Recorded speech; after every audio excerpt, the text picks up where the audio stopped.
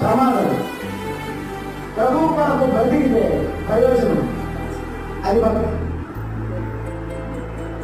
నేను 2 మాటలు చెప్పాను, ఒకే ఒక మాట. అతడు ప్రియుడు ఎందుకంటే భక్తి కాదు, అతడు భక్తి గలవాడు ఎందుకంటే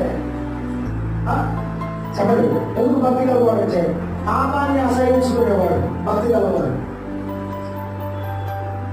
తమ జీవితంలో మారకుండా అదే జీవితాన్ని బ్రతికినంత కాలం కొనసాగించేవాడే నిజమైన భక్తుడు. పొద్దునపూట భక్తి, ఆదివారం భక్తి, 6 దినాలు నా ఇష్టమైన జీవితం కాదు. భక్తి అంటే ప్రియమైన నా ప్రభువును కూర్చో తండ్రి అయిన దేవుడు చెప్పారు మాట. చదువుకోకుండా ఉండలేను, ముందుకు వెళ్ళలేదు. విశాఖ 42వ అధ్యాయం 1వ వచనం.